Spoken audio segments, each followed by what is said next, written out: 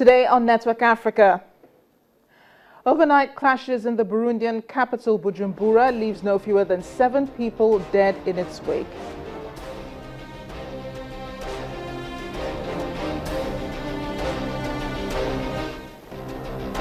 President Robert Mugabe is doing all he can to keep the ruling Zanu PF together following problems with rival factions.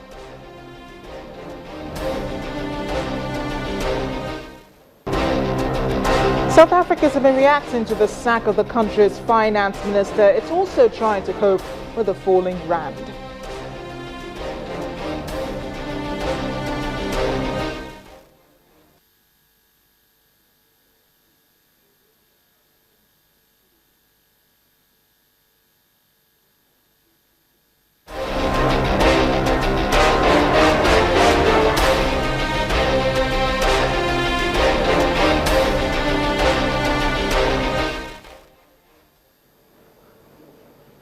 Hello everyone, I am Amarachi Ubani. Burundi has been dealing with a wave of violence coursing through the nation. 7 people reportedly died on Wednesday following overnight clashes in the capital Bujumbura. Eyewitnesses said police shot and killed 5 men in the Cibitoke district after house-to-house searches in the earlier in the day. Police say the deaths were caused by grenade attacks run by criminals, to which the police responded. According to civil society groups, more than 240 people have been killed since the unrest began in April after President Pierre Nkurunziza declared his intention to run a 3rd term in office.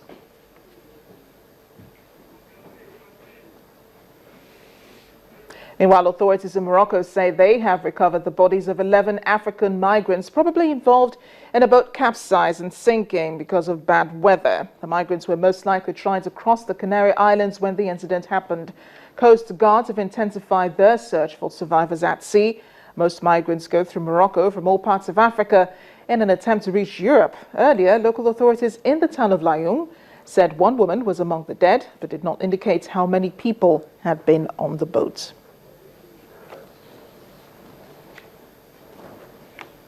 So one of the major stories on the continent now, this crisis brewing in Zimbabwe's ruling Zanu PF party, and talks of a possible split with factions within the party. And that's something President Robert Mugabe is trying to avoid, leading to his speech today where he told Zanu PF's central committees that there were groups within the party that were openly and secretly maneuvering to secure influential positions, which he said was disturbing the efficiency of the party.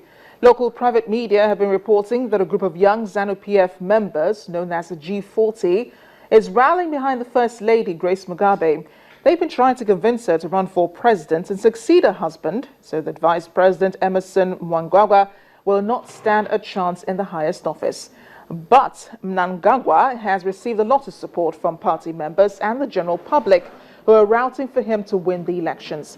Zanu PF, however, is yet to announce a candidate for the presidential elections scheduled to hold in 2018.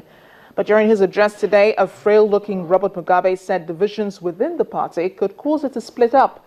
His actions since last year show he's set on consolidating power in himself and in deciding who succeeds him. Last December, he fired his deputy of 10 years, Joyce Mujuru, who was seen as very likely to succeed him. He accused her of fanning factionalism in the Zanu PF and plotting to remove him from power. Mujuru denied the charges. Joining me now is editor of the Zimbabwe independent newspaper in Harare, Dumisani Muleya. Dumisani, thanks for joining us on the program. Yes, good afternoon. Thank you so much for inviting me to your program. Well, explain to us what the rancor is all about in the Zanu PF. Why is there a crisis in the ruling party? Well, I didn't quite understand your question, but what is happening is that they are holding an annual conference, which will be opened by Mugabe tomorrow, and then closed on Saturday.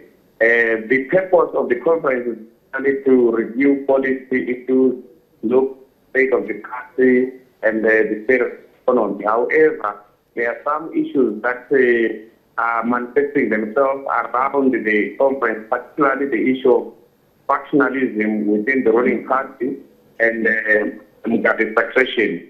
This has been a problem for years now. There's been a lot of infighting, internal strife within Zanu PF, particularly since December last year.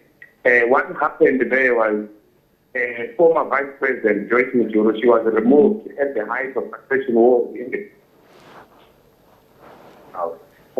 current Vice President Emerson Mnangagwa was put there. But a new war, a succession backlash broken out within the party to this conference tomorrow between the Vice President Mnangagwa and Mugabe's wife, Grace. So that's where we are. There's a vicious fight in there. Mugabe is trying to stop that fight, but he's failing largely because everyone can see that he's basically on the sunset of his political career and a new dispensation is on the come. Dumisani, some of this controversy surrounds the First Lady, Grace Mugabe, whom we understand also has political ambition. She also wants to be president of Zimbabwe.